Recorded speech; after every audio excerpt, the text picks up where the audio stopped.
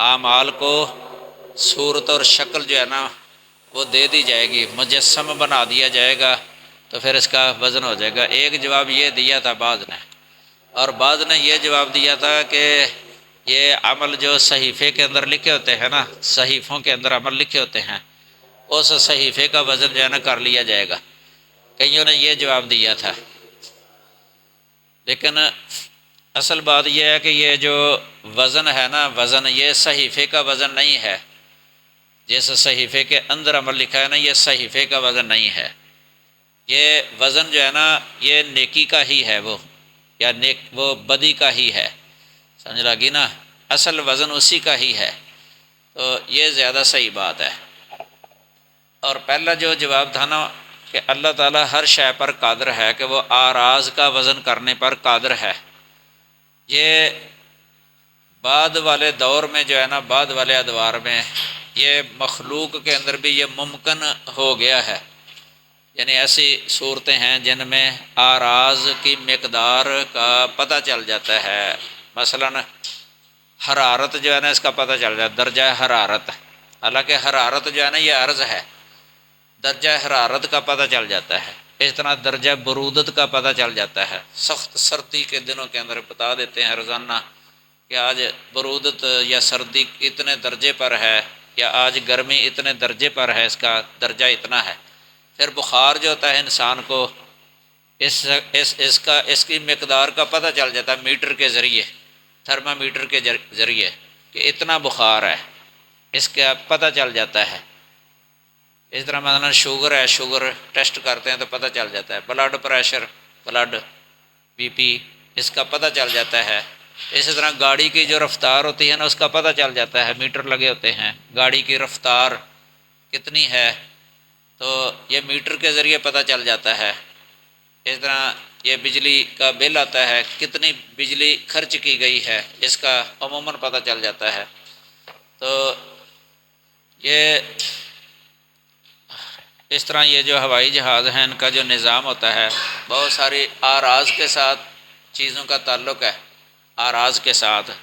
تو جب مخلوق کے اندر جو ہے نا یہ آلات کے ذریعے جو ہے نا یہ پتہ چل جاتا ہے، تو کیا اللہ وحدہ لا شریک وہ اعمال کا وزن نہیں کر سکتا؟ وہ تو بلا کر سکتا ہے، چونکہ وہ علی کل شیء قدیر ہے۔ حالانکہ انسان جو ہے نا وہ علی کل شیء قدیر نہیں ہے، انسان مخلوق، لیکن آلات کے ذریعے جو ہے نا کئی ایسی اشیاء کی مقدار معلوم کر لی جاتی ہے جو کہ اعراض ہیں۔ تو اللہ تعالیٰ تو علی کل شیء قدیر ہے۔ تو عمل جو ہے نا یہ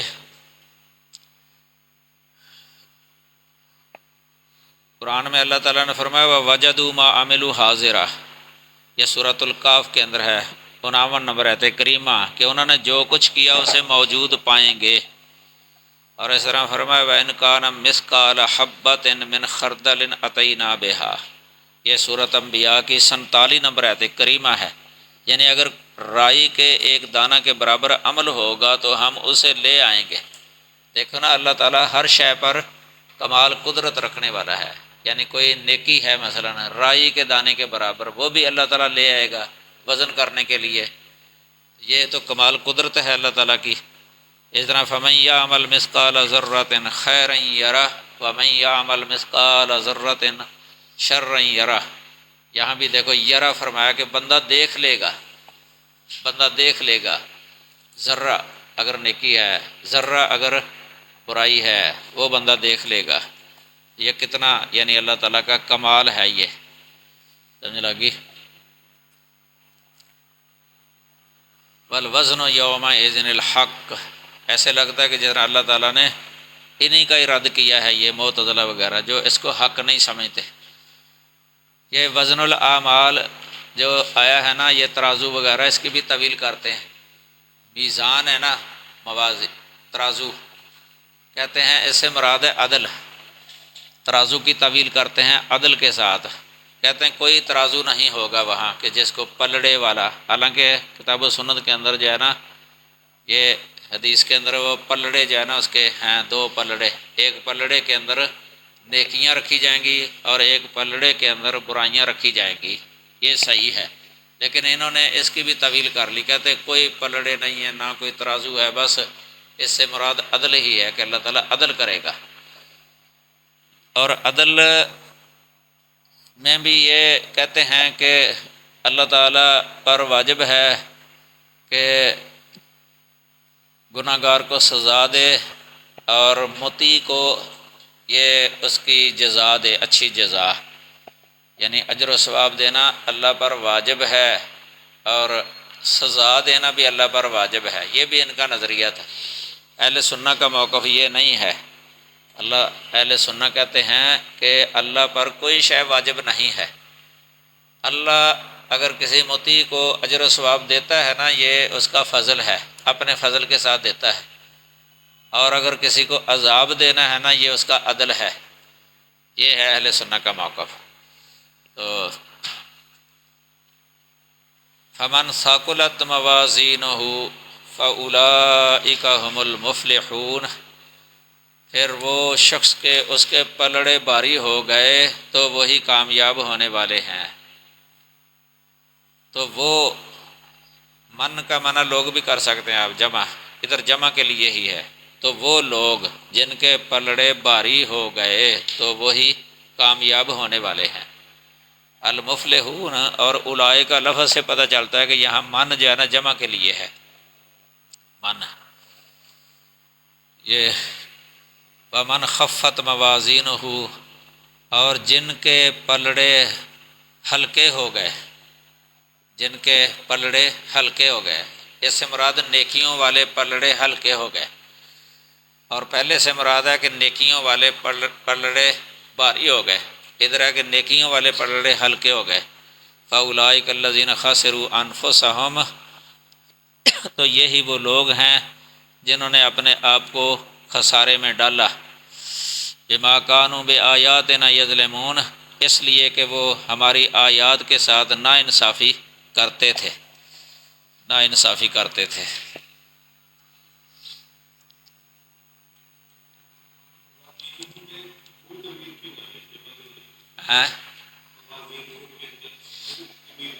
یہ جو ہے نا من کے لفظ کا لحاظ کر لیا گیا ہے۔ لفظ کا لحاظ کر لیا جائے تو مفرد ہی ضمیر آتی ہے، اگر معنی کا لحاظ کر لیا جائے تو جمع۔ یہ اولئک جو ہے نا اس میں وہ معنی کا لحاظ کیا ہے اولئک میں، اور ہو میں لفظ کا اعتبار کر لیا ہے۔ اس طرح آتا نا وَمِنَ النَّاسِ مَن يَقُولُ آمَنَّا بِاللَّهِ وَبِالْيَوْمِ الْآخِرِ، یقولو آ گیا نا، یقولو ہوا ضمیر ہے من کی طرف لوٹتی، آگے وما ہم بمؤمنین وہ جمع آ گیا ہے، ادھر معنی کا لحاظ کر لیا ہے، ادھر لفظ کا اعتبار کر لیا ہے۔ جلالین کے اندر لکھا ہو رؤی فی یقولو لفظ وفی وہم وما ہم بمؤمنین مانا من، یعنی وما ہم بمؤمنین میں من کے معنی کا لحاظ کر لیا گیا ہے، اور یقولو میں یہ اس کے لفظ کا لحاظ کر لیا گیا ہے۔ ادھر بھی اسی طرح ہی ہے۔ یہ من کا ترجمہ ہی جمع کا کر لینا تو یہ ٹھیک ہوتا ہے ترجمہ۔ کئی ویسے مترجمین جو ہے نا وہ مفرد کا معنی کر لیتے ہیں من کے ساتھ، ان کے نزدیک پھر جو ہے نا وہ جس طرح ایک ہوتا ہے نا یعنی جنس، تو وہ مراد ہو جاتی ہے۔ ترجمہ وہ بھی صحیح ہے، ویسے ادھر بھی ویسے مفرد والا ہی معنی کیا ہے، یہ پھر وہ شخص کے اس کے پلڑے بھاری ہو گئے، اس طرح ترجمہ ہے۔ لیکن یہ اگر معنی جمع کا کر لیا جائے تو کوئی حرج نہیں ہے۔ تو وہ لوگ جن کے پلڑے بھاری ہو گئے، یہ پھر مناسبت ہو جاتی ہے، بعد والا جو جملہ ہوتا ہے نا پھر وہ اس کے مناسب ہو جاتا ہے اردو کے لحاظ سے بھی۔ تو یہی لوگ ہیں جنہوں نے اپنے نفسوں کو خسارے میں ڈالا، بما کانوا بآیاتنا یظلمون، اس لیے کہ وہ ہماری آیات کے ساتھ ظلم کیا کرتے تھے، نا انصافی کرتے تھے، نا انصافی۔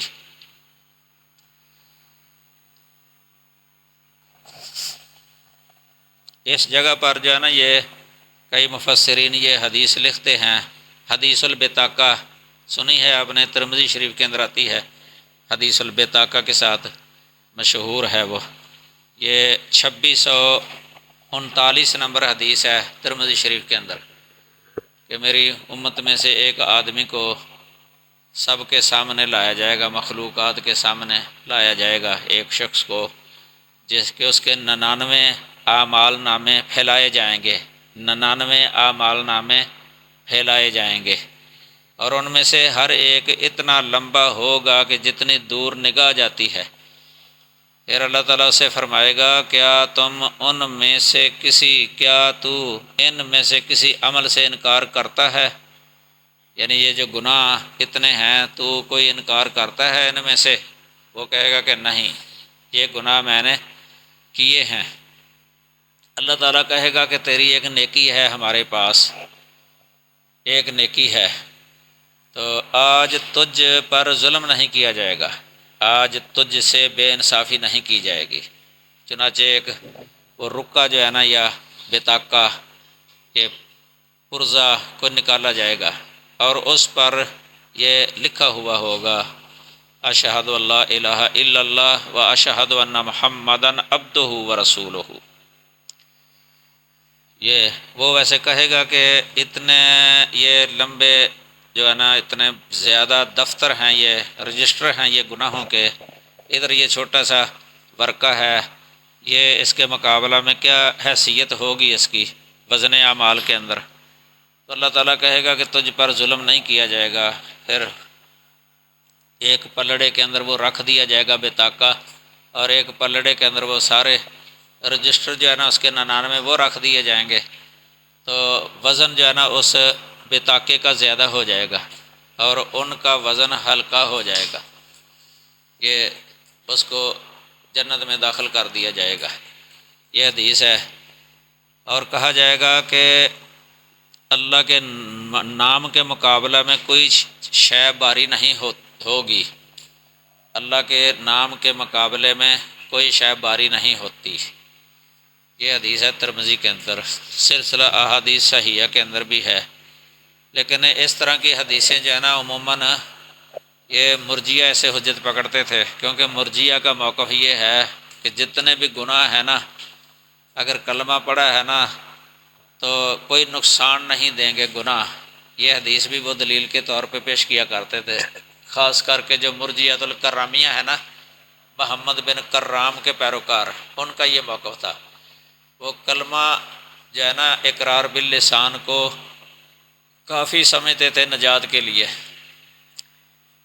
اور محققین اہل علم نے اس کا یہ مطلب بتایا ہے کہ ایک بندہ جو ہے نا وہ پوری زندگی گناہ کرتا رہا ہے، ہر طرح کے گناہ ہیں، ہر طرح کے، موت کے آثار نظر آنے سے پہلے سچے دل سے وہ کلمہ پڑھ لیتا ہے، یعنی پہلے چاہے کافر بھی ہے نا، مشرک بھی ہے، غیر مسلم ہے، موت کے آثار نظر آنے سے پہلے سچے دل سے اس نے کلمہ پڑھ لیا ہو نا، تو بعد میں وہ فوت ہو گیا ہو، تو ایسا شخص ہے یہ، ایسا شخص یعنی اس کو عمل کرنے کا وقت ہی نہیں لگا، موت آ گئی اس کو۔ امام بخاری رحمہ اللہ وہ بھی اس طرح کی دلیلوں کا یہی مطلب بیان کرتے ہیں۔ صحیح بخاری کے اندر نا کئی جگہ پر ان کا یہ لفظ ہے ھذا اذا تاب وقال، یعنی یہ اس وقت ہے جب توبہ کر کے یہ کہہ دے لا الہ الا اللہ، موت کے وقت۔ اس کی واضح مثال یہ ہے کہ مثلا نبی صلی اللہ علیہ وسلم کے چچا ابو طالب اگر جب نبی علیہ السلام ان کو موت کے آثار نظر آنے سے پہلے کہہ رہے تھے نا اے ام قل لا الہ الا اللہ، کہ لا الہ الا اللہ کہہ دو تو میں آپ کی سفارش کر دوں گا، میں آپ کی گواہی دے دوں گا، تو اگر وہ پڑھ لیتے نا اس وقت کلمہ تو وہ اس میں آ سکتے تھے۔ یہی جو ہے نا حدیث کہ وہ کلمہ ان کا وہ بطاقے کے اندر لکھا ہونا تھا، باقی سارے زندگی کے نا وہ رجسٹر سارے ہی ان کے مقابلہ میں یہ کلمہ باری ہو جانا تھا۔ یہ ہے اس کا مطلب، ورنہ تو کئی اتنے حد تواتر کو یہ حدیثیں پہنچی ہوئی ہیں عام سیاستہ کے اندر، کئی ایسے گناہ ہیں جن کی وجہ سے جہنم کے اندر جانا ہے داخلہ، پھر سفارشوں کے ساتھ نکالے جائیں گے، پھر بعد میں وہ بھی ہوں گے ایک گروہ کہ جسے اللہ تعالیٰ خود آپ نکالے گا سفارشوں کے بعد۔ اس طرح کی حدیثیں بھی ہیں۔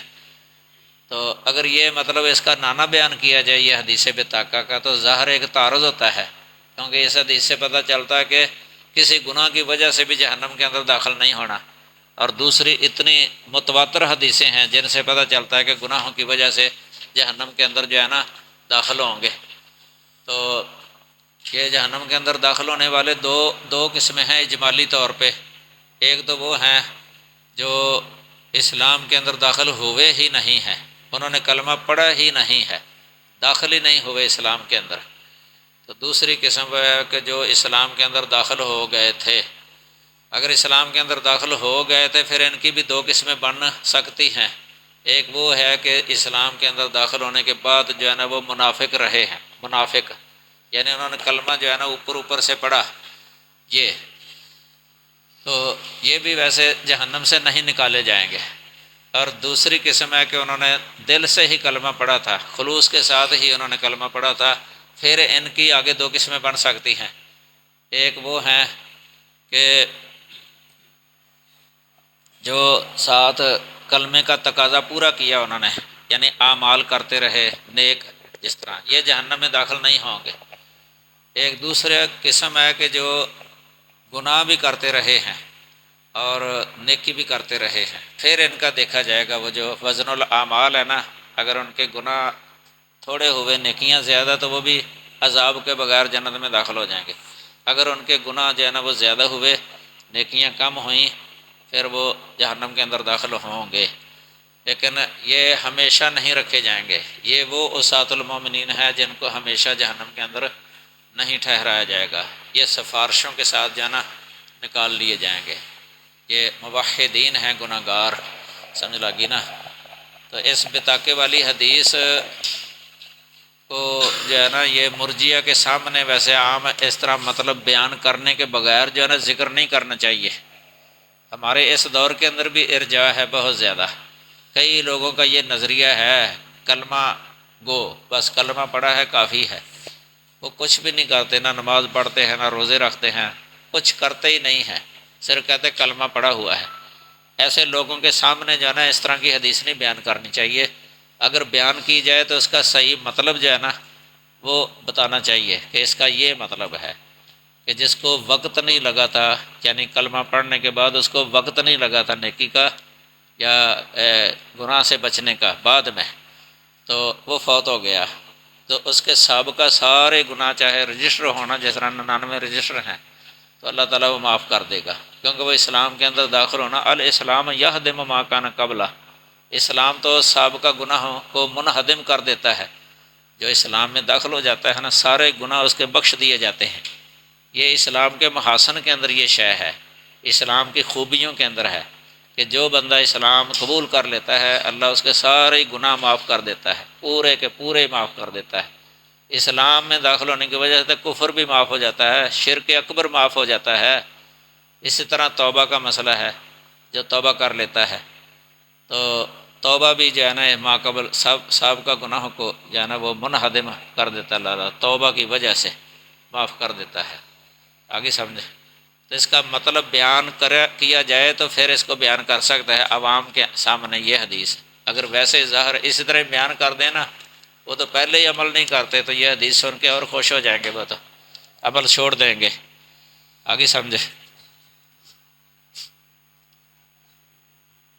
وَلَقَدْ مَكَّنَّاكُمْ فِي الْأَرْضِ، اور بلا شبہ یقیناً ہم نے تمہیں زمین میں ٹھکانہ دیا، وَجَعَلْنَا لَكُمْ فِيهَا مَعَائِشَ، اور ہم نے تمہارے لیے اس میں زندگی کے سامان بنائے، معیشت ان کی جمع ہے، یہ زندگی بسر کرنے کے جو سامان ہیں نا ان کو یہ معائش، چونکہ جمع ہے یہ تو جمع والا معنی ہی ہو گیا، سامان بنائے۔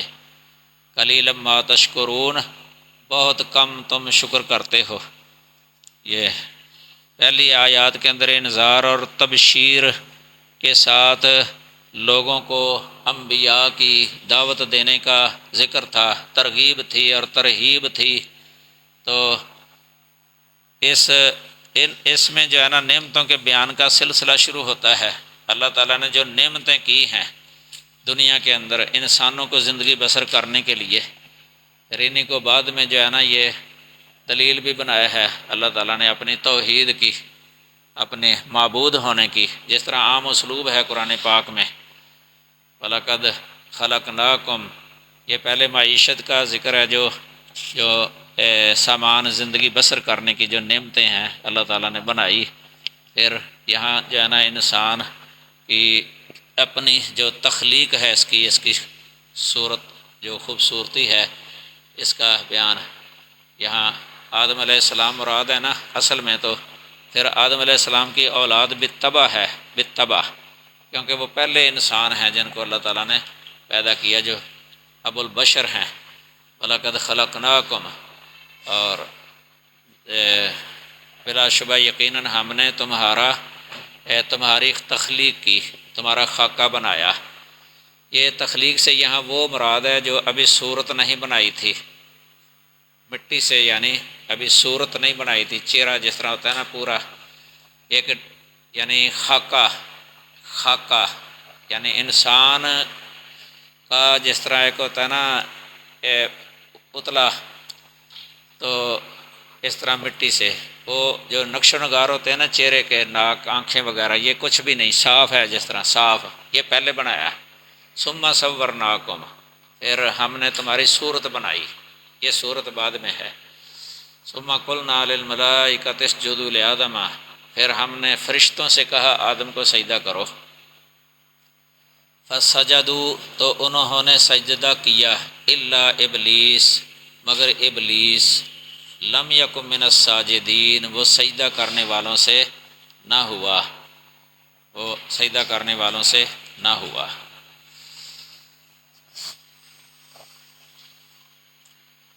یہ خالقہ جو ہے نا لفظ، اس کے ویسے ایک تو اس کا معنی ہوتا ہے ایجاد من العدم الی الوجود، ایجاد من العدم الی الوجود، یعنی کسی شے کو عدم سے وجود کی طرف لے آنا، یعنی پہلے بالکل معدوم ہے ہی نہیں، اس کو موجود کر دینا ہے۔ ایک خلق کا یہ بھی معنی ہوتا ہے، اور ایک خلق کا معنی تصویر بھی ہوتا ہے، تصویر، تقدیر، یعنی کوئی پہلے معنی میں یہ ہے کہ سابق مثال کوئی نہیں ہے، یعنی سابق ماڈل کوئی نہیں ہے، کوئی نقشہ اس کا کوئی نہیں ہے۔ تو جتنا آدم علیہ السلام جو ہے نا یہ پہلے جو ہے نا موجود ہی نہیں تھے، مٹی ہے مثلاً، تو مٹی سے آدم علیہ السلام کا جو جثہ ہے نا وہ بنایا، تو کوئی ایسا وقت بھی تھا کہ مٹی بھی موجود نہیں تھی، مٹی، زمین موجود ہی نہیں تھی، تو اللہ تعالیٰ نے اس کو موجود کر دیا، تو اس مٹی سے آدم علیہ السلام کو بنایا ہے، پھر اس کے اندر یعنی اس کی صورت اور روح پھونکی انسان بن گیا نا۔ تو ایک تخلیق یہ ہے، ایک تخلیق کا مطلب ہوتا ہے یعنی جس طرح یہ دنیا کے اندر اب مٹی موجود ہے نا، تو نقشہ بھی موجود ہے، ماڈل بھی موجود ہے، پرندے ہیں مثلاً، تو کوئی مٹی سے پرندے کی شکل بنا دے مثلاً، تصویر کے معنی میں ہوگا یہ، یعنی صورت بنانا، جس طرح عیسیٰ علیہ السلام کے بارے میں آیا ہے استخلق من الطین کہیئۃ الطیر فتنفخ فیہ فیکون طیرا باذن اللہ، تو یہ خلق کی نسبت عیسیٰ علیہ السلام کی طرف ہوئی ہے نا۔ یہ جو ایجاد ہوتا ہے نا، ایجاد من العدم الی الوجود، اس معنی میں اللہ کے ساتھ خاص ہے یہ لفظ، اللہ کے علاوہ کسی کی طرف نسبت نہیں ہو سکتی خلق یا تخلیق کی اس معنی کے اعتبار سے۔ لیکن یہ جو دوسرا معنی ہے نا خلق کا، یعنی تصویر، تشکیل، یعنی مادہ بھی موجود ہے، ماڈل بھی موجود ہے، اس کی طرح کی شکل جو ہے نا بنا دینا، اس کے اندر تغیر پیدا کر کے، تو یہ اس کی نسبت ہو سکتی ہے غیر اللہ کی طرف، عیسیٰ علیہ السلام کی طرف جس طرح نسبت ہوئی ہے۔ تو اللہ کی جو خاص صفت ہے نا، یہ ساری کائنات کو جو اس نے پیدا کیا ہے، یہ اللہ کے ساتھ خاص ہے کہ پہلے ہو ہی نہ، پہلے موجود ہی نہ ہو تو اس کو موجود کر دینا، اس کو موجود کر دینا۔ جس طرح یہ صالح علیہ السلام کی اونٹنی ہے نا، اس کو اللہ نے پیدا کر دیا تھا پتھر سے، پہلے وجود بھی نہیں تھا اس کا، اللہ نے پیدا کر دیا کن کہہ کے ہی، اس طرح جو اللہ تعالیٰ پیدا کر دیتا ہے نا، کن کہہ کے پہلے معدوم ہے ایک شے، اس کو پیدا کر دیتا ہے، یہ اللہ کے ساتھ خاص ہے۔ اس اعتبار سے یہ اللہ کے علاوہ کوئی خالق نہیں ہے۔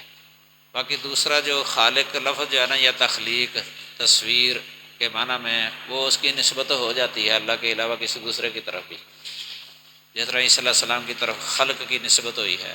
اس طرح دوسری آیت جس میں آتا ہے فتبارک اللہ احسن الخالقین، خالقین جمع کا لفظ آ گیا وہاں، اس معنی میں ہے، یعنی احسن المصورین کے معنی میں ہے یہاں، احسن المصورین، آگے سمجھے تو ہاں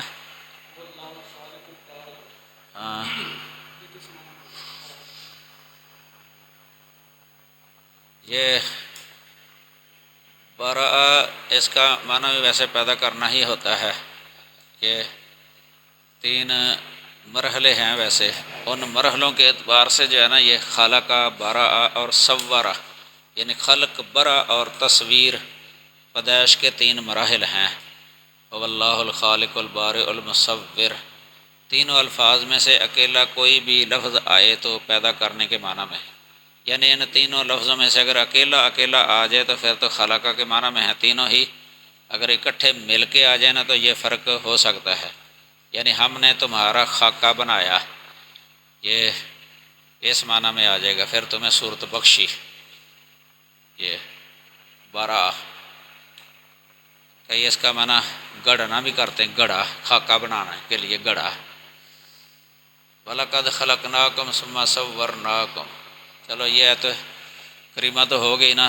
پھر آدم علیہ السلام، دوسرا فرشتوں سے اللہ نے کہا تھا، حکم دیا تھا کہ سجدہ کرو آدم کو، اس سجدے سے مراد جو ہے نا یہ تعظیمی سجدہ ہے، یہ سمجھ لگی نا، تعظیمی سجدہ۔ سجدے کی 2 قسمیں ہیں، ایک قسم ہوتی ہے عبادت والا سجدہ، اور ایک قسم ہوتی ہے تعظیم کے لیے سجدہ، احترام کے لیے سجدہ، جھکنا۔ تو جو پہلی قسم ہے سجدے کی، جو عبادت کے لیے ہوتا ہے، یہ تو اگر کرے غیر اللہ کے لیے تو یہ شرک بن جاتا ہے، یہ عبادت بن جاتا ہے نا، چونکہ یہ سجدہ جس طرح کسی کے لیے مثلا وہ اللہ کے لیے جس طرح نماز پڑھی جاتی ہے نا، قُلْ إِنَّ صَلَاتِي وَنُسُكِي وَمَحْيَايَ وَمَمَاتِي لِلَّهِ رَبِّ الْعَالَمِينَ، اس طرح وہ اللہ کے علاوہ کسی کے لیے نماز پڑھے، اس نماز کے اندر جو سجدہ ہے نا، یہ سجدہ عبادت والا ہی بن جائے گا، چونکہ یہ نماز کا جز ہوگا، تو نماز کل ہے تو نماز بھی عبادت ہے، تو وہ جز جو ہے نا وہ بھی عبادت ہے، یہ بھی عبادت والا سجدہ بن جائے گا، یہ شرک ہوگا۔ اگر اکیلا سجدہ ہی کرے عبادت کی نیت سے، مثلا اس طرح سجدہ کرے کسی کو الہ سمجھ کے کہ یہ میرا الہ ہے، سمجھ لگی، جس طرح اللہ تعالیٰ کے لیے سجدہ کیا جاتا ہے الہ سمجھ کے، اور نفع نقصان کا مالک سمجھتے ہوئے کہ اللہ نفع نقصان کا مالک ہے، اس کے تقرب کے لیے، اس کا تقرب حاصل کرنے کے لیے اس طرح سجدہ کیا جاتا ہے، تو یہ عبادت والا سجدہ جو ہے نا یہ پھر ہو جائے گا۔ یہ اگر کرے غیر اللہ کے لیے تو یہ شرک ہے۔ تعظیمی سجدے کا مطلب یہ ہوتا ہے کہ اس کا صرف عزت اور احترام یا تکریم کی نیت سے سجدہ کرتا ہے، باقی اس کو کچھ یہ سمجھتا نہیں ہے، الہ یا الہ کی خصوصیات میں سے اس کے اندر کوئی جو ہے نا خاصیات نہیں سمجھتا، تو پھر جو ہے نا یہ تعظیمی سجدہ ہی ہے، اور یہ پہلی شریعتوں کے اندر جو ہے نا یہ جائز تھا۔ جس طرح یوسف علیہ السلام کے لیے ان کے والدین نے اور بھائیوں نے سجدہ کیا تھا نا، یہ تعظیمی سجدہ تھا، یہ عبادت والا سجدہ نہیں تھا، کیونکہ عبادت والا سجدہ جو ہے نا کسی وقت بھی جائز نہیں ہے، کسی وقت بھی اجازت نہیں ہے اس کی، نہ پہلی شریعتوں کے اندر نہ اب۔ تو فرشتوں سے جو کہا تھا اللہ تعالیٰ نے، یہ بھی عبادت والا سجدہ نہیں تھا، یہ احتراماً، یہ تعظیماً سجدہ تھا۔ یہ آگے سمجھے، عبادت والا سجدہ تو وہ مطلق منع ہے، اور تعظیمی سجدہ جو ہے نا ہماری اس شریعت کے اندر منع کر دیا گیا ہے۔ یہ بلکہ آپ صلی اللہ علیہ وسلم نے فرمایا کہ اگر میں نے حکم دینا ہوتا کسی کو کہ وہ کسی کے لیے سجدہ کرے، لَأَمَرْتُ الْمَرْأَةَ أَن تَسْجُدَ لِزَوْجِهَا، میں عورت کو حکم دیتا کہ اپنے شوہر کو سجدہ کرے، اس کا حکم دے دیتا کہ اپنے شوہر کو وہ سجدہ کرے، لِإِعْظَامِ میں حق ہی علیہا، کیونکہ شوہر کا حق بہت ہے بیوی پر اس کی وجہ سے، لیکن آپ نے حکم نہیں دیا۔ ایک دفعہ ایک صحابی غالباً عدی ہیں، وہ ہیرا شہر کے اندر گئے تھے، انہوں نے وہاں دیکھا کہ وہ ہیرا شہر والے اپنے بادشاہ کو سجدہ کر رہے، تو انہوں نے اپنے دل میں سوچا یہ تو دنیا دار ایک بادشاہ ہے نا، تو لوگ اس کو سجدہ کرتے ہیں، تو سجدے کے اللہ کے رسول زیادہ حقدار ہوں گے۔ آ گیا نبی صلی اللہ علیہ وسلم سے اجازت لینے لگے سجدہ کرنے کے لیے، اور ہیرا شہر کے وہ بادشاہ کا بھی بتایا۔ اس وقت آپ نے فرمایا تھا یہ اگر میں نے کسی کو حکم دینا ہوتا نا کسی کے لیے سجدہ کرے تو میں عورت کو حکم دیتا کہ وہ اپنے خامد کو سجدہ کرے۔ پھر یہ بھی فرمایا تھا آپ نے کہ اگر میں وفات پا جاؤں اور میری قبر ہو تو وہاں سے تو گزرے تو کیا سجدہ کرے گا میری قبر پر، یعنی تعظیمی سجدہ مراد۔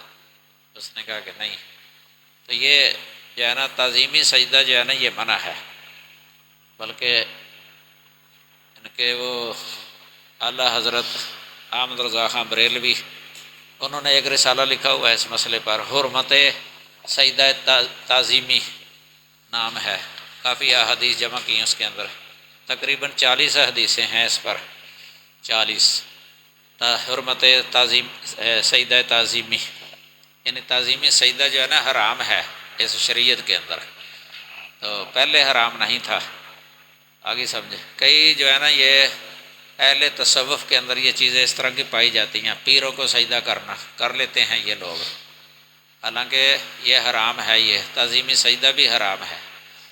تو غلو بہت ہے، غلو تصوف کے اندر، تو یہ سجدہ جو ہے نا یہ جائز نہیں ہے، نبی کے لیے بھی جائز نہیں ہے، تو جو غیر نبی ہے اس کے لیے تو بالاولیٰ ہی جائز نہیں ہے۔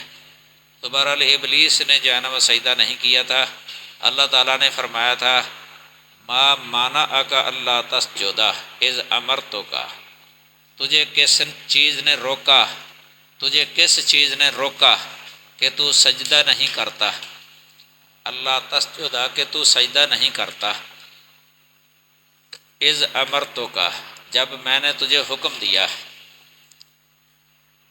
یہ اللہ تعالیٰ نے پھر اس سے سوال کیا ہے، اس نے آگے سے کہا انا خیر منہ، میں اس سے بہتر ہوں، خلقتنی من نار، تو نے مجھے آگ سے پیدا کیا، وخلقتہ من طین، اور تو نے اسے مٹی سے پیدا کیا،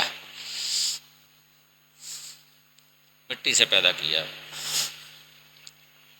یہ اللہ کے حکم کے آگے جو ہے نا اس نے قیاس کو مقدم رکھا ہے، اپنے عقلی قیاس کو مقدم رکھا ہے، اور اس کا یہ قیاس بھی فاسد ہی تھا، قیاس اس کا صحیح نہیں تھا، فاسد تھا۔ تو یہی تھا نا کہ آگ مٹی سے افضل ہے، مٹی مفضول ہے، افضل مفضول کو سجدہ نہیں کیا کرتا، یہ تھا اس کا قیاس۔ آگ یعنی اپنے آپ کو افضل کہا ہے، اور ان کو جو ہے نا وہ کم درجے کا کہا، تو کم درجے کا افضل جو ہے نا وہ کم، اپنے سے کم درجے کو سجدہ نہیں کیا کرتا، یہ تھا اس کا قیاس۔ حالانکہ اس کو تو یہ سوچنا چاہیے تھا کہ حکم دینے والا کون ہے، اللہ رب العالمین، وہ ہے حکم دینے والا، اس کے حکم کے آگے جو ہے نا یہ عقلی قیاس چل نہیں سکتا۔ اس کا نتیجہ یہ نکلا کہ وہ ددکارا گیا اللہ تعالیٰ کے دربار سے، پھر اس پر اڑا بھی رہا نا، رجوع بھی نہیں کیا اس نے، اڑا رہا اسی پر، تو قیامت کے دن تک جو ہے نا پھر وہ لعنت ڈال دی گئی اس پر، اللہ کے غضب کا مستحق ہو گیا۔ یہ ویسے اہل علم نے لکھا ہے، یہ مفسرین نے، اس کا قیاس بھی غلط تھا، یہ جو اپنے آپ کو افضل کہہ رہا تھا، آگ کو افضل کہہ رہا تھا مٹی سے۔ یہ شیخ شنقیطی صاحب کی تفسیر ہے اضواء البیان، اس میں بھی اس کا انہوں نے کافی رد لکھا ہوا ہے۔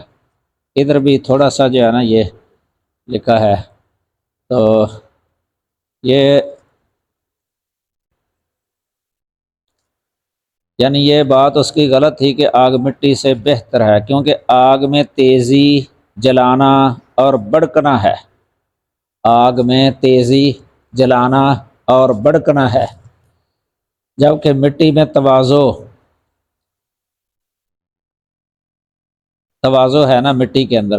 اسی طرح ٹھکانہ بن جاتی ہے لوگوں، پوری دنیا کے لیے مٹی میں بہت زیادہ منافع اور فوائد ہیں، اور اگانا ہے اس طرح یہ، یعنی رزق سارا انسانوں کو جو ملتا ہے وہ مٹی سے ہی ہے نا، مٹی سے، تو مٹی کے تو فوائد ہی زیادہ ہیں، اور اس کے اندر بڑھانے کی خوبی موجود ہے کاشتکاری۔ تو اس اعتبار سے جو ہے نا یہ جو آگ کو وہ افضل کہہ رہا تھا مٹی کی بنسبت، یہ اس کا اس طرح کہنا درست نہیں تھا، بلکہ مٹی جو ہے نا اس کے آگ پر بہتری ہونے کے زیادہ یعنی وجوہات ہیں، زیادہ وجوہات ہیں، مٹی کے فوائد زیادہ ہیں۔ تو آگ تو یہ نقصان کر دیتی ہے، آگ اس کا کام ہے نقصان کرنا، اور مٹی کے اندر جو ہے نا منافع اور فوائد زیادہ ہیں، مٹی سے ہی انسانوں کو رزق ملتا ہے، سمجھ لگی نا؟ تو یہ قیاس اس کا جو ہے نا یہ فاسد تھا، فاسد قیاس۔ اس سے پتہ چلتا ہے کہ جو لوگ قرآن و حدیث کے مقابلہ میں قیاس کرتے ہیں، اس پر تھوڑا سا غور کریں تو اس کا فاسد اور باطل ہونا آسانی سے سمجھ آ جائے گا۔ اس لیے کئی مفسرین نے یہ اپنی کتابوں کے اندر لکھا ہوتا ہے کہ سب سے پہلے فاسد قیاس کرنے والا یہ ابلیس ہی ہے، سب سے پہلے فاسد قیاس کرنے والا ابلیس ہی ہے۔ تو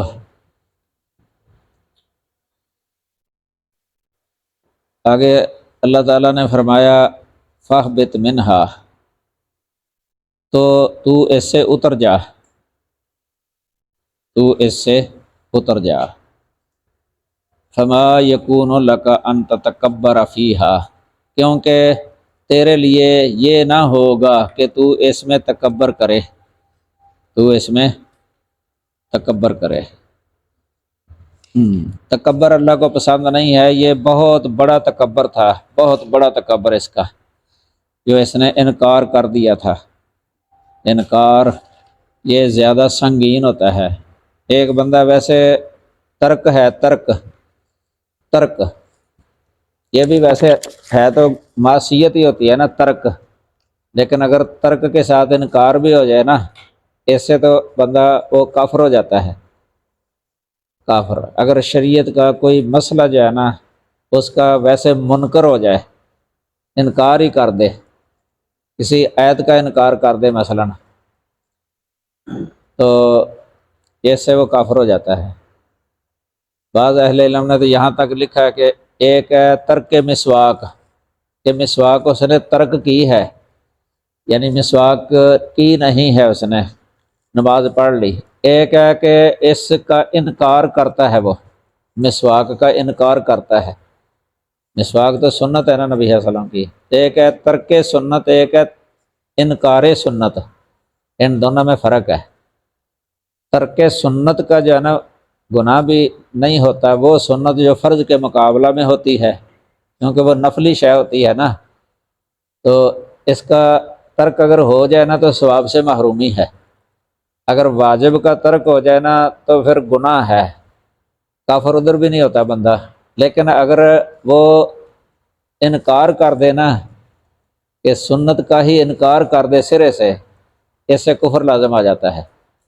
منکر اور تارک میں بہت فرق ہے۔ تو یہ ابلیس جو ہے نا یہ اس نے انکار کیا، اور انکار جو ہے نا وہ بھی ابا والا تھا، یعنی تکبر، ابا تکبر والا تھا اس کا۔ متکبر بھی ہو جائے بندہ ساتھ، منکر بھی ہو جائے، اڑ جائے، پھر اللہ تعالیٰ مطلب اللہ خود فرما رہے ہیں تو سامنے جو ہے نا وہ انکار کر دیا اور تکبر میں آ گیا، ایسا تو پھر واقعتاً وہ لعنتی ہو گیا، لعین ہو گیا، ہمیشہ کے لیے اللہ تعالیٰ نے اپنی رحمت سے اس کو دور کر دیا۔ اس لیے اللہ تعالی ہمیں محفوظ فرمائے۔ ایک حدیث آتی ہے نا مسلم شریف کے اندر کہ جو کبریا جو ہے نا، یہ میری الکبریا و ردائی، یہ کبریا جو ہے نا، یہ کبریا یہ میری ردا ہے۔ ردا کہتے ہیں چادر کو جو اوپر اوڑھی جاتی ہے۔ اور دوسرا عظمت کے بارے میں فرمایا کہ یہ میری اظہار ہے، عظمت میری اظہار ہے۔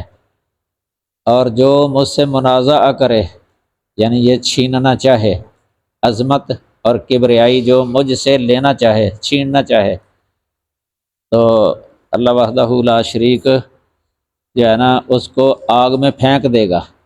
اللہ فرماتا ہے کہ میں اس کو آگ میں ڈال دوں گا اس بندے کو۔ یہ مسلم کی حدیث ہے، البر والصلہ باب تحریم الکبر، 2620 نمبر حدیث ہے ابو ہریرہ رضی اللہ تعالی عنہ کی۔ بلکہ ایک روایت یہاں بھی آتی ہے کہ لا يدخل الجنت من کان فی قلبہ مثقال ذرۃ من کبر، کہ جس کے دل میں ایک ذرے کے برابر کبر ہے نا، وہ جنت میں داخل نہیں ہوگا۔ یہ بہت بڑا گناہ ہے کبر۔ نظرۃ النعیم کتاب جو میں نے بتائی تھی نا، اس کے اندر جو صفات مذمومہ ہے نا لکھی ہوئی، آخری جلدوں کے اندر ہے، آخری میرے خیال 3 جلدیں ہیں وہ، ان میں جو صفات مذمومہ ہے نا، اخلاق رذیلہ مذمومہ، ان کا ذکر ہے۔ تو ادھر کبر کا بھی ذکر ہے وہاں، پھر اس کے بارے میں احادیث وغیرہ سب جمع ہیں، آیات بھی تکبر کے بارے میں۔ اللہ تعالی ہمیں تکبر سے بچائے۔ تواضع ہے اس کی ضد، کبر اور تواضع، تکبر اور تواضع۔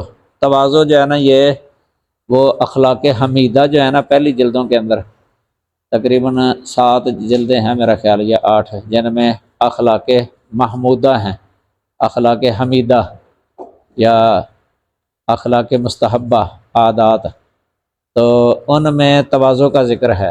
تواضع بہت اچھی صفت ہے، اللہ تعالیٰ کو پسند بھی ہے تواضع۔ تواضع کی وجہ سے ہی اللہ تعالیٰ کی عبادت کرنے والا بندہ بن جاتا ہے۔ اگر تواضع والی صفت ہے، تکبر والی صفت ہو، تو پھر اللہ سے دور ہو جاتا ہے۔ وہاں سے آپ پڑھ لیں، مواد بہت زیادہ ہے ان کے اندر، اس کے اندر۔ فَاخْرُجْ إِنَّكَ مِنَ الصَّاغِرِينَ، یہ اللہ تعالیٰ نے فرمایا کہ تو جو ہے نا نکل جا، تو نکل جا، یقیناً تو ذلیل ہونے والوں میں سے ہے۔ صغار پہلے لفظ پڑھا تھا سورۃ انعام کے اندر، صغار، اس سے صاغرین ہے یہاں، صاغرین سے۔ تو قیامت تک اس نے جو ہے نا مہلت مانگ لی، اگلی آیت سے پتہ چلتا ہے۔ اس نے کہہ دیا انذرنی الی یوم یبعثون، مجھے اس دن تک مہلت دے جب یہ اٹھائے جائیں گے۔ یوم البعث تک ہے یہ، یعنی جس دن قبروں سے اٹھائے جائیں گے نا، اس دن تک مجھے مہلت دے دے۔ قال انک من المنظرین، اللہ نے فرمایا بے شک تو مہلت دیے جانے والوں سے ہے۔ یہ اس کی قبول کر لی اللہ تعالیٰ نے، یعنی اس کی یہ ساری حکمت پر مبنی ہے یہ۔ اس سے مقصد تھا بندوں کا امتحان۔ ابلیس کو جو مہلت دی ہے نا، انسانوں کا امتحان مقصود تھا کہ کون اس کے پیچھے لگتا ہے اور کون اللہ کا مطیع بن جاتا ہے، اور کون شیطان کا فرما بردار بنتا ہے، کون اللہ کا فرما بردار بنتا ہے، کون رسولوں کی مانتا ہے، کون شیطان کی مانتا ہے۔ یہ امتحان مقصود تھا انسانوں کا۔ تو اس نے آگے سے کہہ دیا کہ فَبِمَا أَغْوَيْتَنِي، فَبِمَا أَغْوَيْتَنِي، تو اس وجہ سے کہ تو نے مجھے گمراہ کیا، یہ بات سببیہ ہے، اس وجہ سے کہ تو نے مجھے گمراہ کیا، لَأَقْعُدَنَّ لَهُمْ صِرَاطَكَ الْمُسْتَقِيمَ، میں ضرور ہی ان کے لیے تیرے سیدھے راستے پر بیٹھوں گا، تیرے سیدھے راستے پر بیٹھوں گا، مگر روکنے کے لیے یہ ہے۔ مثلا ایک کوئی راستہ سیدھا جا رہا ہو، باقی دوسرے ٹیڑھے ٹیڑھے راستے ہوں، تو سیدھے راستے پر کوئی بیٹھ جائے، وہاں سے کسی کو گزرنے نہ دے۔ ٹریفک میں دیکھا ہوگا کئی دفعہ سڑک بند کر دیتے نہیں ہیں، پھر دوسری جانبوں سے ان کو نکلنا پڑتا ہے اور ٹیڑھے ٹیڑھے راستوں سے نکل کے جانا پڑتا ہے۔ اس طرح یہ بیٹھ جانا کہ میں سیدھے راستے پر بیٹھ جاؤں گا، ادھر کسی کو آنے نہیں دوں گا، یعنی رکاوٹیں کھڑی کروں گا، آگے سمجھے، یہ اس نے کہہ دیا تھا۔ یہ ابلیس جو ہے نا یہ شیطان ہے، اس کی شیطنت کے اندر یہ بھی ہے کہ یہ گمراہ خود ہوا ہے، ادھر اللہ تعالیٰ کی طرف نسبت کر رہا ہے، فَبِمَا أَغْوَيْتَنِی، یعنی اپنے آپ کو قصوروار نہیں ٹھہرا رہا۔ یہ جبری ہو گیا نا، یہ ابلیس جبری ہے، یہ کہ گمراہ ہوا ہے، خود نسبت اللہ تعالیٰ کی طرف کر رہا ہے کہ اللہ تعالیٰ نے مجھے گمراہ کیا۔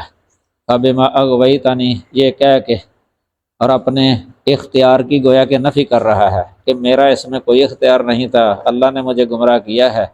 جس طرح یہ جبری کہہ دیتے ہیں، جبریہ، کہ ہمارا بندے کا کوئی قصور نہیں ہوتا، بس اللہ نے ہم مجبور ہیں، اللہ کرتا ہے جو کرتا ہے، اللہ ہی گمراہ کرتا ہے۔ اس طرح ڈائریکٹ ہی اللہ تعالیٰ کی طرف نسبت کر دیتے ہیں۔ اس نے بھی ایسے ہی کیا ہے، اور مشرکین نے بھی پہلے سورۃ نام میں پڑھائے ہیں، جو کہتے تھے اگر اللہ تعالیٰ چاہتا تو ہم شرک نہ کرتے، یعنی اللہ نے ہم سے شرک کراتا ہے اور اللہ شرک پسند کرتا ہے، نعوذ باللہ، یہ اللہ پر تہمت تھی۔ تو 148 نمبر آیا تھا سورۃ نام کی، پہلے جو پڑھی تھی اس میں یہ مسئلہ ذکر کیا تھا۔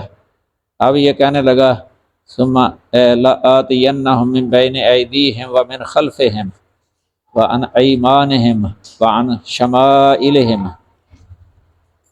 کہ میں ہر صورت، یہ آتینہ نون تکی سکیلے کا ہے نا، اس لیے تقیدی معنی آ گیا، ہر صورت، ان کے آگے سے، من بین ایدیہم ومن خلفہم، اور ان کے پیچھے سے، وعن ایمانہم، اور ان کی دائیں طرفوں سے، ایمان جمع ہے نا، دائیں طرفوں سے، وعن شمائلہم، اور ان کی بائیں طرفوں سے، آؤں گا، ہر صورت آؤں گا۔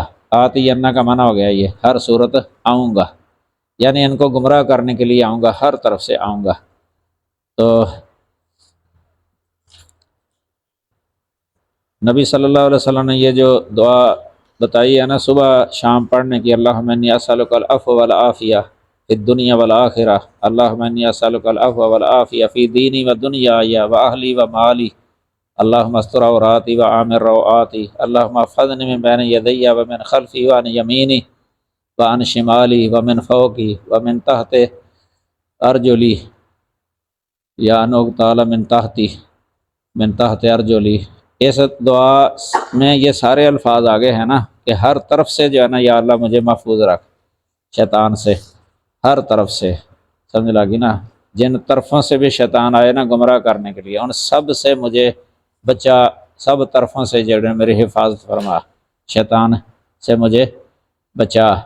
وَأَعُوذُ بِعَظَمَتِکَ أَنْ أُغْتَالَ مِن تَحْتِی، یہ ابو داؤد کتاب الادب کے اندر حدیث ہے، یہ کتاب الادب، سنن نبی داؤد، پوسٹر لگے ہوتے ہیں نا مسجدوں کے اندر، فلیکس وغیرہ، ان میں یہ لکھی ہوتی ہے یہ دعا، یہ سنن نبی داؤد۔ تو نبی اللہ تعالیٰ نے بھی اس سے جو تحفظات بتائے ہیں نا انسانوں کو، یہ اللہ نے انسانوں کو یعنی رہنمائی ہے، بہت بڑی رہنمائی اللہ کی طرف سے، کیونکہ شیطان جو ہے نا یہ نظر نہیں آتا، انسانوں کو نظر نہیں آتا کہ ہم آنکھوں سے ان کو دیکھ لیں یا دیکھ سکیں، تو جو شے اس طرح نظر نہ آئے لیکن وہ نقصان پہنچائے تو اس سے بچنا مشکل ہے۔ جو دشمن نظر آ جائے نا تو اس سے بچنے کے لیے بندہ کوئی تدبیر کر لیتا ہے، بندوبست کر لیتا ہے، لیکن یہ ایسا دشمن ہے جو نظر نہیں آتا لیکن نقصان پہنچاتا ہے، گمراہ کرتا ہے ہر طرف سے۔ تو پھر ہم اسی اللہ سے ہی عرض کر سکتے ہیں نا، دعا کر سکتے ہیں، تعوذ وغیرہ یہ، تو کیونکہ اللہ بچا سکتا ہے اس سے، انسان خود بچنا چاہے تو نہیں بچ سکتا اس سے، اللہ ہی بچا سکتا ہے، اس لیے اللہ سے ہی یہ دعا کرنی چاہیے۔ تعوذات جو ہے نا یہ سارے جو بتائے گئے ہیں اذا قرأت القرآن فاستعذ باللہ، اس طرح جب انسان جاتا ہے ادھر قضائے حاجت کے لیے، ادھر بھی اللہم انی اعوذ بک من الخبث والخبائث سے کئی مقامات ہیں جہاں یہ تعوذ پڑھنے کا ہے، جہاں بھی ان کے احتمالات ہوتے ہیں۔ یہ جنات ہیں نا، جنات شیاطین، یہ بہت یعنی دشمن ہے، شریر دشمن ہے۔ ان سے بچنے کے لیے اللہ تعالیٰ سے ہی کہا جا سکتا ہے، تو عرض کی جا سکتی ہے، تو اللہ تعالیٰ ہی بچا سکتا ہے۔ والمعصوم من عصمہ اللہ تعالی۔ ولا تجد اکثرهم شاکرین، اور تو ان کے اکثر کو شکر کرنے والے نہیں پائے گا، شکر کرنے والے نہیں پائے گا۔ یہ شیطان نے کہا تھا۔ شیطان کو ویسے غیب کا علم نہیں ہے، یہ غیب نہیں جانتا۔ ابلیس جو ہے نا وہ بھی غیب نہیں جانتا۔ ایک روایت مسلم شریف کے اندر آتی ہے کہ یہ اپنا عرش جو ہے نا تخت سمندر پر رکھتا ہے یہ ابلیس، اور وہاں سے اپنے دوسرے جو شیاطین ہیں نا، اس کی ذریت، ان کو بھیجتا ہے یہ لوگوں کو گمراہ کرنے کے لیے، لوگوں کے درمیان فسادات، لڑائیاں وغیرہ ڈالنے کے لیے۔ تو خامد اور بیوی کے درمیان تفریق جو ہے نا، جدائی ڈالنے کے لیے بھی۔ تو جب وہ شام کو جاتے ہیں، رپورٹیں دیتے ہیں، اس کو سنتا ہے، تو ساتھ ساتھ کہتا تو نے نہیں کچھ کیا، تو نے اتنا بڑا کارنامہ انجام نہیں دیا۔ جب کوئی یہ بتاتا ہے نا کہ آج میں خامد اور بیوی کو جدا جدا کر آیا ہوں، پھر اس کو گلے لگاتا ہے تو نے بہت بڑا کارنامہ سر انجام دیا ہے۔ اس سے بھی پتہ چلتا ہے کہ یہ خود نہیں جانتا، ابلیس جو ہے نا عالم الغیب نہیں ہے، اس لیے وہ بتاتے ہیں تو پتہ چلتا ہے نا۔ ویسے جنات جو سلیمان علیہ السلام کے تابع تھے، وہ بڑے محلات وغیرہ بنا رہے تھے، جب ان کی وفات ہو گئی تھی ان کو پتہ ہی نہیں تھا۔ ما دلہم علی موتہ الا دابۃ الارض تاکل من ساعتہ، ان کی موت کا پتہ ہی نہیں چلا تھا ان کو، جو ہے نا جنات کو، سمجھ لگی نا۔ پھر خود ہی کہنے لگے کاش ہم غیب جانتے ہوتے نا، ہمیں پتہ ہوتا کہ یہ تو وفات پا چکے ہیں، تو ہم اتنے رسوا کن عذاب کے اندر مبتلا نہ رہتے۔ ان کے ڈر سے وہ کام کر رہے تھے، سمجھ لگی نا۔ تو جنات عالم الغیب نہیں ہیں یہ، تو یہ بھی عالم الغیب نہیں ہے۔ پھر یہاں سوال پیدا ہو جاتا ہے نا کہ یہ کس طرح وہ کہہ رہا ہے کہ ولا تجد اکثرهم شاکرین۔ اس کا جواب یہی ہے کہ یہ سورۃ سبا کے اندر آیا ہے وَلَقَدْ صَدَّقَ عَلَيْهِمْ إِبْلِيسُ ظَنَّهُ، یہ اس نے اپنے ظن کے ساتھ کہا تھا، ظن یعنی اس کا گمان تھا، سمجھ لگی نا۔ ظن کے ساتھ کہا تھا اس نے، تو وہ اسی طرح ہی نکل آیا جس طرح اس نے کہا تھا۔ وَصَدَّقَ إِبْلِيسُ وَصَدَّقَ عَلَيْهِ وَلَقَدْ صَدَّقَ عَلَيْهِمْ إِبْلِيسُ ظَنَّهُ فَاتَّبَعُوهُ إِلَّا فَرِيقًا مِّنَ الْمُؤْمِنِينَ، یہ سورہ سبا کے اندر ہے، 20 نمبر آیت کریمہ۔ یہ الا فریقا من المؤمنین، مومنین میں سے ایک فریق، اس نے ان کی پیروی نہیں کی، ایک فریق۔ اس سے بھی پتہ چلتا ہے کہ جو ابلیس کی پیروی نہیں نہ کرتے، بالکل ہی نہیں کرتے، وہ بہت تھوڑے ہیں۔ پہلے میں نے بتایا ایک تو کافر ہے نا دنیا کے اندر، وہ تو سارے ہیں جنہوں نے پوری اس کی پیروی کی ہے، سارے پورے فرما بردار اس کے۔ اور جو یہ اہل اسلام میں سے ہے نا، ان میں سے بھی اکثریت جو ہے نا وہ اس کے پیروکار ہیں۔ جو فساق فجار ہے نا، یہ اکثر ہیں دنیا کے اندر، فساق فجار، یہ بھی اس کی پیروی کرنے والے ہیں۔ لیکن ان کے اور ان میں فرق ہے، کفار جو ہے نا وہ کلی طور پہ انہوں نے پیروی کی ہے، انہوں نے جو ہے نا یہ سمجھ لیں کہ یہ اسلام میں جو داخل ہو گئے، کلمہ وغیرہ پڑھ لیا، اس اعتبار سے تو پیروی نہیں کی اس کی، لیکن آگے جو ہے نا یہ دوسرے عام معاصی جو گناہ وغیرہ ہوتے ہیں نا، ان میں اس کی پیروی کی ہے۔ اور دوسری قسم وہ ہے کہ جنہوں نے پیروی اس کی بالکل نہیں کی، یہ ہیں متقین، سمجھ لگی نا، جو بالکل شیطان سے بچے ہوئے ہیں، یہ تھوڑے ہیں، یعنی نسبتاً یہ ان کے یعنی کفار اور فساق کی بنسبت جو ہے نا متقین یہ بہت تھوڑے ہیں، بہت تھوڑے ہیں۔ اس حدیث سے پتہ چلتا ہے نسبت کتنی ہے کہ آدم علیہ السلام سے اللہ تعالیٰ فرمائیں گے قیامت کے دن کہ اخرج باث النار، جہنم کے اندر بھیجے جانے والوں کو نکال۔ تو وہ کہیں گے کہ کتنے؟ اللہ تعالیٰ فرمائے گا کہ ہر 1000 میں سے جو ہے نا 999 علیحدہ کر لے، یعنی ہر 1000 میں سے 999 علیحدہ جہنم کی طرف جانے والے ہیں اور ایک جو ہے نا جنت میں جانے والا ہے۔ یہ ہے نسبت، یہ ہے جو فریق من المومنین۔ اور پہلے بھی ہم نے پڑھا تھا سورۃ الانعام کے اندر جب آیا تھا وَإِن تُطِعْ أَكْثَرَ مَنْ فِي الْأَرْضِ يُضِلُّوكَ عَنْ سَبِيلِ اللَّهِ، اس طرح وَمَا كَانَ أَكْثَرُ النَّاسِ وَلَوْ حَرَصْتَ بِمُؤْمِنِينَ، اس طرح وَقَلِيلٌ مِّنْ عِبَادِيَ الشَّكُورُ، یعنی ادھر قلیل ہی، ادھر بھی فریقاً جو ہے نا یہ ایک گروہ۔ اور حدیث سے پتہ چلتا ہے وہ جو لا تزال طائفۃ من امتی ظاہرین علی الحق والے، سمجھ لگی نا؟ اس سے مراد وہ ہیں جو یعنی متقین ہیں اصل میں، کیونکہ انہوں نے اس کی پیروی نہیں کی، یہ عام طور پہ اس کی مخالفت کرتے ہیں، شیطان کی، ابلیس کی۔ باقی فساق فجار جو ہے نا وہ پیروی کرتے ہیں اس کی اعمال کے اندر۔ اس طرح اہل بدع بھی اس میں آ جائیں گے، ان میں کہ عقائد کے اندر انہوں نے پیروی کی، کلمہ پڑھنے کے بعد بھی عقیدے کے اندر انہوں نے پیروی کر لی، عقیدے خراب ہیں جن کے، وہ بھی پیروکار ہی ہیں یہ شیطان کے گروہ۔ تو اغاثۃ اللحفان کتاب پڑھے نا حافظ ابن قیم رحمہ اللہ کی، جو اس دن بتائی تھی، تو اس میں وسیع پیمانے پر جو ہے نا یہ معلومات حاصل ہو جاتی ہیں شیطان کے پیروکاروں کی اور جو دوسرے ہیں متقین۔ بہت سارے طبقے ہیں، ہر طبقے کے لوگ، گمراہ لوگوں کے بہت طبقے ہیں جنہوں نے ابلیس کی پیروی کی ہے۔ فرمایا قال اخرج منها مذءوما مدحورا، فرمایا اللہ نے فرمایا اس سے نکل جا، مذءومن یا مذمت کیا ہوا، مدحوراً ددکارا ہوا، نکل جا۔ لمن تبعک منہم لأملأن جہنم منکم اجمعین، بے شک ان میں سے جو تیرے پیچھے چلے گا یا چلیں گے، میں ضرور ہی جہنم کو تم سب سے بھروں گا، یعنی تجھے اور تیرے پیروکاروں کو جہنم جو ہے نا پیروکاروں سے جہنم کو بھر دوں گا، یہ مراد ہے۔ تو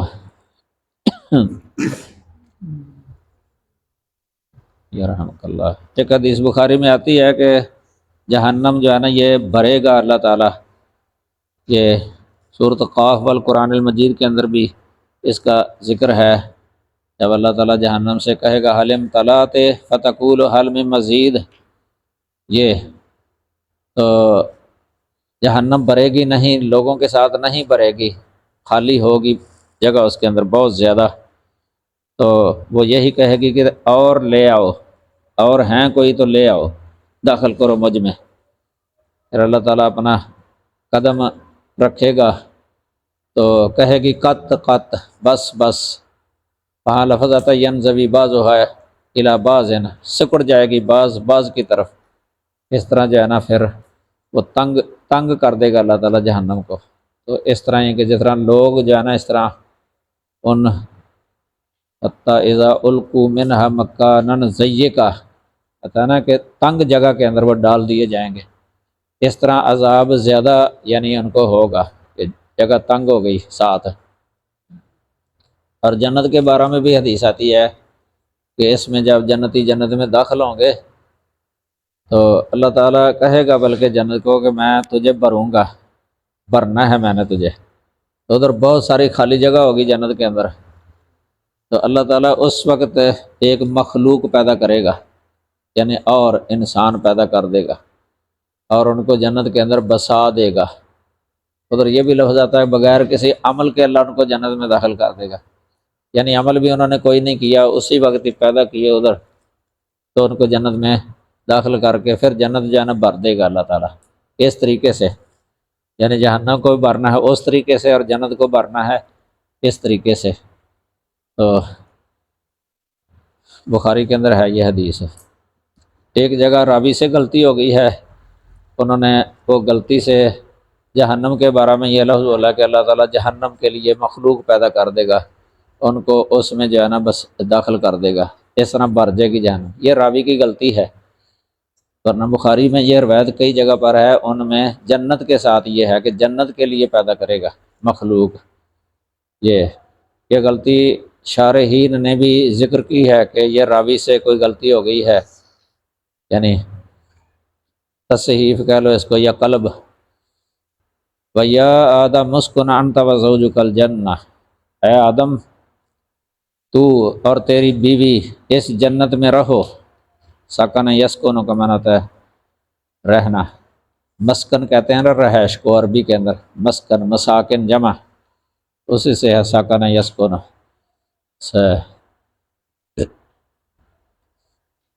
فَكُلَا مِنْ حَيْثُ شِئْتُمَا، بس دونوں کھاؤ جہاں سے چاہو، کھاؤ جہاں سے چاہو۔ سورۃ البقرہ کے اندر بھی یہ آیت اس طرح کی گزری ہے نا، 35 نمبر آیت۔ تو وَلَا تَقْرَبَا هَٰذِهِ الشَّجَرَةَ، اور اس درخت کے قریب مت جاؤ، اس درخت کے قریب مت جاؤ۔ فَتَكُونَا مِنَ الظَّالِمِينَ، کہ دونوں ظالموں سے ہو جاؤ گے۔ تکونان تھا نا اصل میں، یہ نہی کے بعد فعل مضارع پر فا داخل ہوگی نا، ان مقدر ہے، فَأَن تَكُونَا اس لیے نون گر گیا، نون اعرابی، ظالموں سے۔ یہ ظالم کا معنی ویسے قصوروار بھی ہوتا ہے، قصورواروں میں سے، یہ اللہ تعالیٰ نے منع کر دیا تھا۔ یہ بھی امتحان تھا آدم علیہ السلام کا، ابتلا۔ فَوَسْوَسَ لَهُمَا الشَّيْطَانُ، پھر شیطان نے ان دونوں کے لیے وسوسہ ڈالا۔ وسوسے کا مطلب ہوتا ہے مخفی طریقے سے ہی دل کے اندر جانا، کوئی القاء کر دینا، بری بات جو ہوتی ہے نا، نقصان دہ دل کے اندر جو خیالات ہوتے ہیں، یہ شیاطین کی طرف سے ہی ہوتے ہیں۔ اب بھی اگر اچھا خیال ہو، نیکی کا خیال، جس طرح یہ فرشتے کی طرف سے ہوتا ہے۔ مشکات کے اندر پورا باب ہے، باب الوسوسہ، کتاب الایمان کے اندر ہی وہاں اس طرح کی حدیثیں ذکر کی ہیں کہ اچھے خیالات جو ہوتے ہیں نا، یہ فرشتوں کی طرف سے یا اللہ کی طرف سے ہوتے ہیں، اور برے جو ہوتے ہیں نا، یہ شیاطین کی طرف سے ہوتے ہیں۔ شیطان جو ہے نا وہ وسوسہ ڈال کے جو ہے نا بندے کو کئی دفعہ گمراہ کر دیتا ہے۔ اس وسوسے کے پیچھے لگ جائے، اگر اس کو عملی جامہ پہنا دے بندہ، تو پھر یہی سمجھا جائے گا کہ یہ اس کی پیروی ہے، یہ شیطان کی اس امر کے اندر۔ تو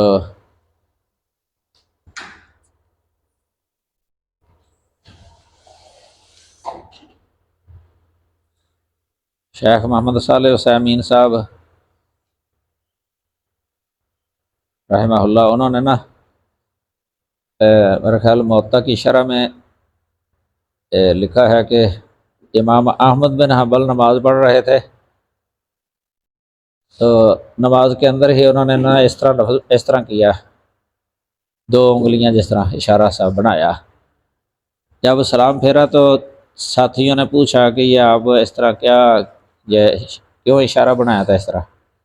تو انہوں نے بتایا کہ شیطان جانا وہ آیا نماز کے اندر، اس نے کہا کہ آپ نے وضو کے اندر پاؤں نہیں دھوئے۔ شیطان نے کہا کہ وضو کے اندر آپ نے پاؤں نہیں دھوئے۔ زبان سے کہنا مراد نہیں ہے، یعنی جو وسوسہ ڈالا تھا نا دل کے اندر، جو وسوسہ آیا تھا شیطان کی طرف سے آیا تھا کہ آپ نے پاؤں نہیں دھوئے، یہ وسوسہ ڈالا تھا۔ تو میں نے اس لیے اس طرح کیا تھا کہ 2 گواہ لا، پھر میں مانوں گا، 2 گواہ پیش کر، یعنی اس وسوسے کو ختم کرنے کے لیے انہوں نے۔ یہ وضو کے بارے میں وسوسے کئی دفعہ انسان کے دل میں آتے ہیں کہ تیرا وضو ٹوٹ گیا ہے، حدیث آتی ہے نا کہ بندہ اس وقت تک نہ نکلے جب تک تیقن نہ ہو جائے وضو ٹوٹنے کا۔ صحیح بخاری کے اندر بھی ہے باب، اس تیقن ہو جائے نا، یا صوت جو ہے نا وہ سن لے، آواز سن لے، تو پھر جو ہے نا وہ وضو کر لے، اگر نہیں تو پھر نہ کرے، شیطان کی طرف سے وہ وسوسے ہوتے ہیں یہ۔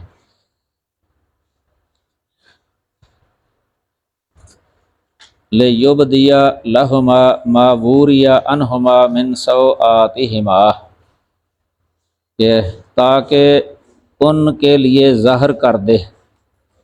ابدا یبدی، ابدا اس کا معنی ہوتا ہے ظاہر کرنا، بدا یبدو معنی ہوتا ہے ظاہر ہونا۔ یہ کیا ظاہر کر دے؟ ما وُورِیَ عَنْهُمَا، یہ جو کچھ ان کی شرمگاہوں میں سے ان سے چھپایا گیا تھا، وُورِیَ چھپایا گیا تھا، وارا یواری اس کا معنی ہوتا ہے چھپانا، توارا یتوارا کا معنی ہوتا ہے چھپنا، جس طرح پہلے پڑھا تھا نا یتوارا من القوم، جو لڑکی کو زندہ درگور کرتے تھے تو لڑکی کی بشارت دی جاتی تو شرم اور عار کی وجہ سے لوگوں سے چھپتا پھرتا تھا وہ یتوارا۔